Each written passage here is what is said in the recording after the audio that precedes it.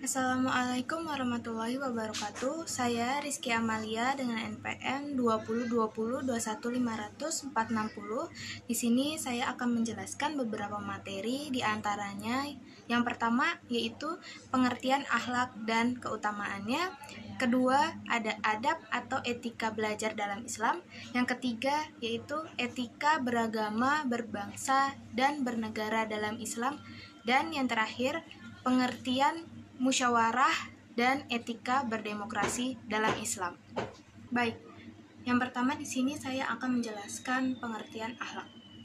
Seperti yang kita ketahui, akhlak merupakan suatu sifat yang dimiliki seseorang, telah melekat dan biasanya akan tercermin pada perilaku orang tersebut. Akhlak telah disebutkan dalam Quran Surat Syad ayat 45 dengan arti, sesungguhnya kami telah mensucikan mereka dengan menganugerahkan kepada mereka akhlak yang tinggi, yaitu selalu mengingatkan manusia kepada akhirat. Imam Al-Ghazali juga menjelaskan bahwa akhlak merupakan salah satu sifat yang tertanam dalam jiwa manusia yang dapat menimbulkan suatu perbuatan yang mudah dilakukan tanpa adanya pertimbangan pemikiran terlebih dahulu. Lalu di sini saya akan menjelaskan keutamaan akhlak. Akhlak sendiri memiliki beberapa keutamaan, diantaranya yaitu yang pertama, menumbuhkan sifat kejujuran. Seseorang muslim dituntut untuk selalu berada dalam keadaan benar lahir batin, benar hati, benar perkataan, dan benar perbuatannya.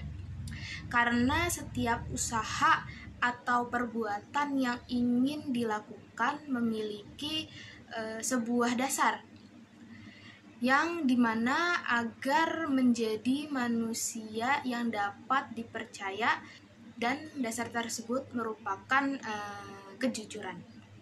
Lalu keutamaan yang selanjutnya, bersedia untuk bertanggung jawab.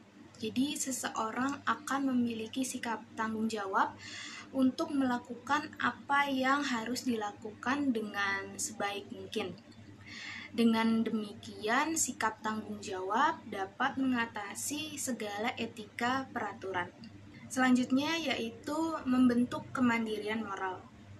Berarti membentuk penilaian dan pendirian sendiri serta bertindak dengan sesuai.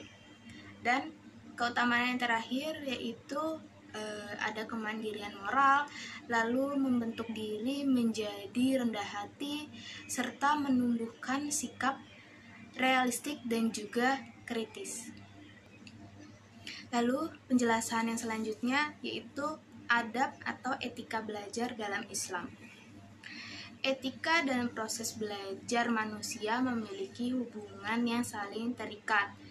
Seseorang yang mau belajar terlebih dahulu harus membersihkan jiwa dari segala bentuk akhlak yang tercela. Dalam hal ini, orang yang dalam suasana belajar yang disiapkan bukan hanya pikiran saja, tetapi seluruh aspek yang turut membantu proses internalisasi ilmu ke dalam diri manusia. Setiap orang yang ingin belajar harus menghilangkan sifat buru-buru dalam mendapatkan ilmu, konsisten dan memiliki kesabaran yang menjadi bagian yang tidak dapat dilepaskan pada setiap orang yang belajar. Selain itu juga seseorang harus memiliki sifat dan etika untuk bisa menampilkan sosok yang bersahaja dan sikap yang memuliakan gurunya. Maka sudah menjadi hal yang lumrah, etika perlu dijaga oleh setiap orang yang ingin belajar, dan juga menjaga sikap serta perilaku terpuji di hadapan gurunya.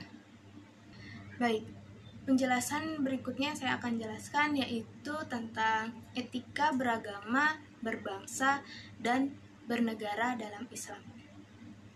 Kehidupan berbangsa dan bernegara tidak luput dari peran religius seorang. Maka kehidupan bernegara menjadi faktor dan landasan utama seseorang manusia dalam menjalani hidupnya. Perlu diingat bahwa hukum dan aturan-aturan yang ada di Indonesia ini berlandaskan pada agama. Secara garis besar, setidaknya terdapat 3 etika seorang muslim dalam kehidupan berbangsa dan bernegara. Etika tersebut diantaranya yaitu menegakkan keadilan dan kebenaran. Karena dalam kehidupan kebenaran dan keadilan merupakan yang paling penting dicari oleh manusia. Selanjutnya yaitu menegakkan nilai-nilai kemanusiaan, karena di dalam Islam menjadi tujuan diturunkannya syarat yang mencakup 5 hal, yaitu hak beragama, hak hidup, hak intelektual, hak kekayaan, dan hak keturunan. Jadi karena hal tersebut merupakan suatu yang sangat primer dan utama dalam kehidupan manusia. Lalu etika yang terakhir yaitu untuk mewujudkan kemaslahatan umat, karena dalam berbangsa dan bernegara, kebijakan atau keputusan hukum itu harus mengacu pada terwujudnya kemaslahatan umat. Bahkan di dalam kaidah fikih pun dikatakan bahwa kebijakan seseorang pemimpin itu harus dikaitkan dengan suatu kemaslahatan. Lalu poin terakhir yang akan saya jelaskan yaitu tentang pengertian musyawarah dan etika berdemokrasi dalam Islam. Musyawarah sendiri diartikan sebagai suatu pembahasan bersama dengan maksud mencapai suatu keputusan atas penyelesaian masalah bersama. Selain itu juga musyawarah dapat diartikan sebagai berunding atau berembuk. Dan yang selanjutnya yaitu etika berdemokrasi dalam Islam. Demokrasi sendiri itu merupakan suatu yang berasal dari pergumulan pemikiran manusia. Maka tidak ada halangan bagaimana untuk berdampingan dengan demokrasi. Di dalam Islam terdapat beberapa etika dalam berdemokrasi yang meliputi yang pertama itu ada asyura, yaitu sebuah prinsip tentang cara pengambilan keputusan dengan cara musyawarah. Musyawarah sangat diperlukan sebagai bahan pertimbangan dan tanggung jawab bersama. Lalu selanjutnya ada al-adalah, yang berarti keadilan. Jadi dalam menegakkan hukum harus dilakukan secara adil dan bijaksana. Ajaran tentang keharusan mutlak melaksanakan hukum dengan cara yang adil banyak ditegakkan dalam Al-Quran. Selanjutnya ada al-musawwah, yang berarti harus dilakukan kesejajaran. Artinya tidak ada pihak yang merasa lebih tinggi dari yang lain sehingga dapat memaksakan kehendaknya. Lalu yang selanjutnya itu ada al-amanah. Seperti yang kita ketahui, dalam berdemokrasi tentunya harus memiliki sikap yang dapat dipercaya oleh orang lain. Contohnya misalnya kepada seorang pemimpin yang ingin berdemokrasi, diberikan sebuah kepercayaan oleh banyak orang yang dimana harus pemimpin tersebut mampu untuk melaksanakan kepercayaan tersebut.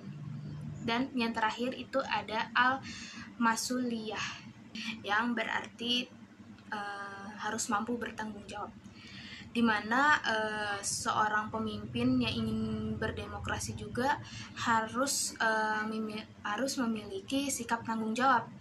Seorang pemimpin yang diberikan amanah kepada rakyat harus mampu mempertanggungjawabkan amanah tersebut. Sekian penjelasan dari saya tentang pengertian akhlak dan keutamaannya, adab atau etika belajar dalam Islam, etika beragama, berbangsa dan bernegara dalam Islam, dan pengertian musyawarah serta etika berdemokrasi dalam Islam. Semoga penjelasan saya ini dapat bermanfaat bagi banyak orang dan bisa memenuhi tugas mata kuliah akhlak dan etika. Kurang lebihnya mohon maaf. Wassalamualaikum warahmatullahi wabarakatuh.